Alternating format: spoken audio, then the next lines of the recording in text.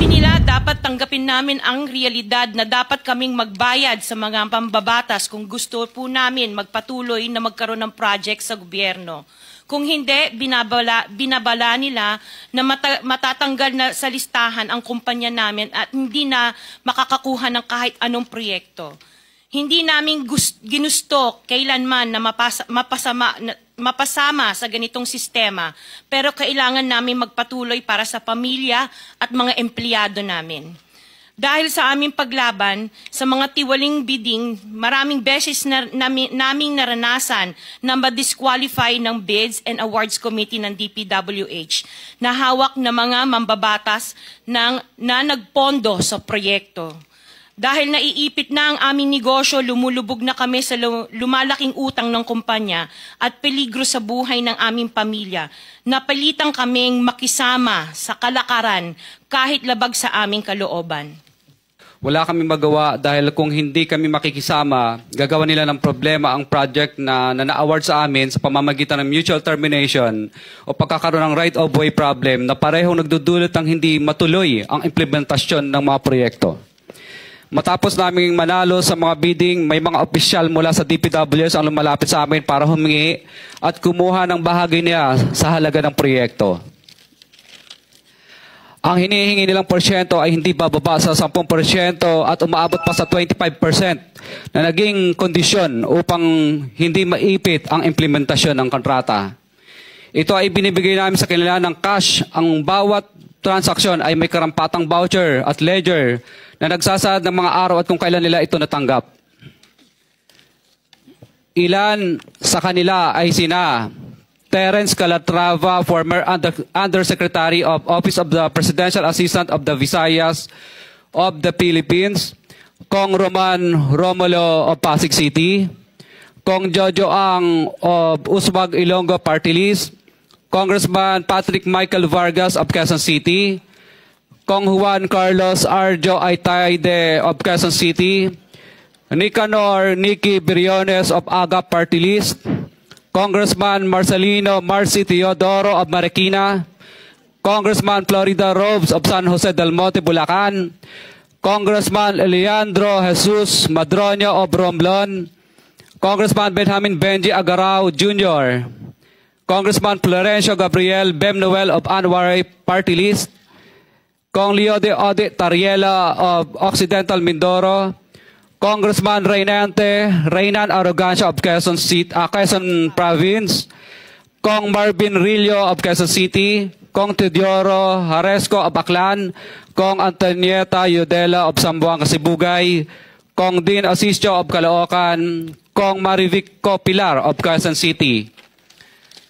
21. Mayroon ding mga kinatawa ng ilang politiko na nakikipagtakbo sa amin upang manghingi ng porsyento kapalit ng mga porsyento ng mga proyekto.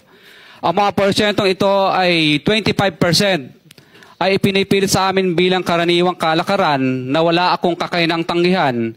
Ilan sa kanila ay sina Regional Director Eduardo Virgilio of DPWS Region 5, Director Ramon Ariola III of Unified Management UPMO, District Engineer Henry Alcantara, DPWS Bulacan First, Undersecretary Robert Bernardo, District Engineer Aristotle Ramos of DPWS Metro First, Pasig City, District Engineer Manny Bulusan of DPWS North, Manila Deo, District Engineer Edgardo C. Pingol of DPWS Bulacan Subdeo, District Engineer Michael Rosaria of DPWS Quezon Second Deo.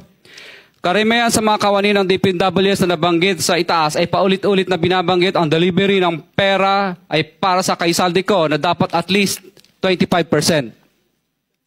Si Kong Marvin Rillo naman ay ilang beses na binabanggit ang pangalan ni Speaker Martin Romualdez bilang kanyang malapit na kaibigan. 25. Sa tuwing umiinom kami sa Wine Story, sa BGC at sa Shangri-La Mall, sinasabi pa ni Kong Rillo na lahat ng kanyang request para sa pondo ay galing pa mismo sa unprogrammed funds at insertion na inaaprubahan ni Speaker. Ang tao ni Marvin Rillo na si Bogs Magalong ang pumupunta sa amin para kunin ang pera sa aming opisina o sa Wine Story. Si Kong Jojo Ang naman, lagi ring binabanggit sa lahat ng project sa kanya ay papondo ni Speaker at ni Saldico. mataas ang hinihingi sa project, dagdag pa niya, hindi naman lahat ng pera ay para sa kanya, kundi para kay Speaker at kay Saldico.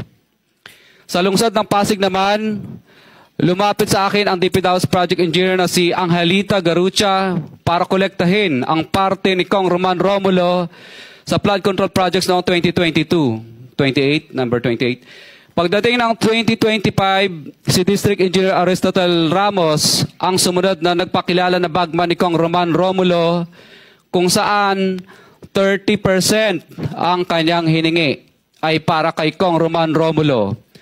Sinabihan ko kay D.E. Ramos na masyado namang mataas, ngunit sinabi niya na walang magagawa dito dahil pondo ito galing sa unprogram funds at insertion galing sa taas. Sa ilang pagkakataon, ang mga politiko na personal na inabutan ng halaga ayon sa hinihingi nilang porsyento mula sa proyekto. Ang pagbabayad na ito ay hindi naman kagustuhan kundi isang hakbang na ginawa namin dahil sa matinding panggigipit. Ilan sa kanila ay sina Kong Antonieta Yudela kasama ang kanyang asawa, Kong Marvin Rillo of Quezon City, Kong Nikki Briones of Aga Party List, Arturo N. Ataide, ama ni Kong Arjo Ataide, Kong Florencio Gabriel Bem Noel of Anwaray Party List, Kong Eliandro Jesus Madroña of Romblon, Kong Benjamin Benji Agarao Jr. Bagamat naging matinding pagsubok ang kabawasan ng pondo na nakalaan sa proyekto, pilit at matapat naming sinusunod ang bawat espesifikasyon na nakasaad sa Program of Works na nakasaad sa proyekto ng DPWH. Nakakasiguro kami na nagawa namin ng maayos at matapat ang bahagi o phase ng proyekto na na-award sa amin.